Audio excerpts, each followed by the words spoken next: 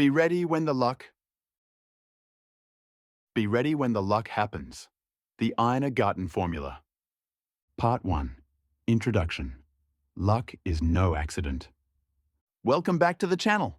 Have you ever heard the saying, luck is what happens when preparation meets opportunity?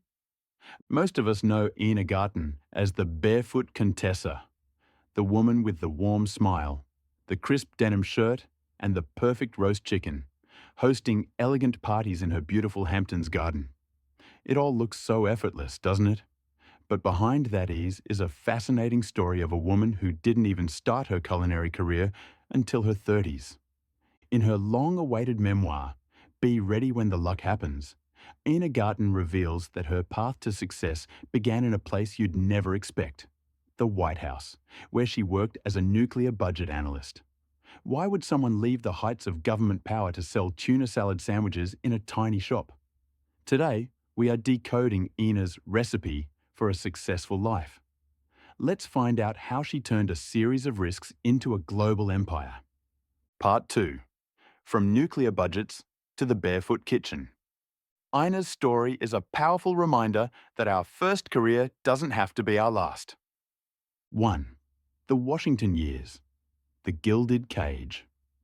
In the 1970s, Ina was a high flyer in DC, working for the Office of Management and Budget. She was smart, respected, and successful. But inside, she felt like she was in a gilded cage. She spent her days with dry spreadsheets and her evenings finding her real joy, cooking for friends and obsessively reading Julia Child's cookbooks. She realized that while she was good at her job, she didn't love it. 2. The 1978 turning point. Luck finally knocked in the form of a tiny ad in the New York Times. A small specialty food store in the Hamptons called Barefoot Contessa was for sale. Ina had no professional food experience. She had never run a business, but she had a gut feeling. She drove out to see the shop, made an offer, and walked away from her government pension. This is the core message of the book. Luck will appear, but you must have the courage to recognize it and the balls to open the door when it knocks. 3. Jeffrey Garten. The wind beneath her wings. You cannot talk about Ina without talking about Jeffrey. This memoir is, at its heart, a 50-year love letter to her husband. Jeffrey wasn't just the man who ate the leftovers, he was the one who consistently told her, "You can do this." His unconditional support gave Ina the psychological safety to take massive risks. Their relationship proves that having a partner who believes in your why is the greatest resource a person can have. Part 3. Lessons in Business and Lifestyle. Ina Garten doesn't just share recipes, she shares a philosophy for living well. Do what you love, but do it professionally. Ina is famous for her attention to detail. She didn't just cook, she studied the business of food. She analysed what people wanted and how to provide it with the highest quality. She teaches us that passion is the fuel, but discipline is the engine. The power of simplicity. Whether it's her famous store-bought is fine mantra or her minimalist home decor, Ina advocates for elevated simplicity. She realised that people don't want complicated, ego-driven food. They want things that taste like the best version of home. This focus on the essentials is what made her brand timeless. Don't fear the failures. Ina is incredibly honest about her mistakes. She talks about financial crises, staff dramas, and the sheer exhaustion of those early years. She shows us that luck isn't a straight line to the top. It's a series of pivots and the resilience to keep moving when the oven catches fire. Part 4. The Journey of Healing and Connection. The most surprising and vulnerable part of this memoir is Ina's childhood.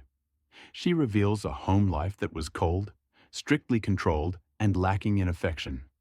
Her parents were intellectually demanding, but emotionally distant, creating the warmth she missed. This revelation changes how we see her work. Ina didn't just learn to cook, she learned to create a home. Her obsession with hosting and making people feel cared for was her way of reparenting herself. By building a warm, joyful life with Jeffrey, she healed the wounds of her past. This deep psychological layer makes the book resonate far beyond the kitchen.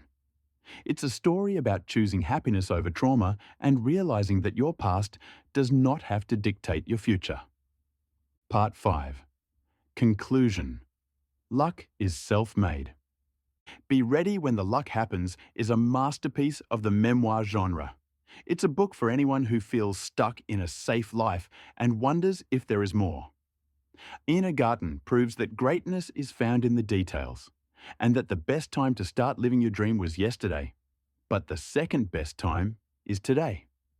Thank you for watching this review of a truly inspiring life. Would you have the guts to leave a White House job for a tiny sandwich shop? What is the luck you are currently preparing for? Let us know in the comments below. If you enjoyed this summary, please hit that like button and subscribe to the channel. We'll be bringing you more stories of resilience, success, and the books that help us level up our lives. Until next time, keep your kitchen warm, your heart open, and as Ina would say, how easy is that? Goodbye.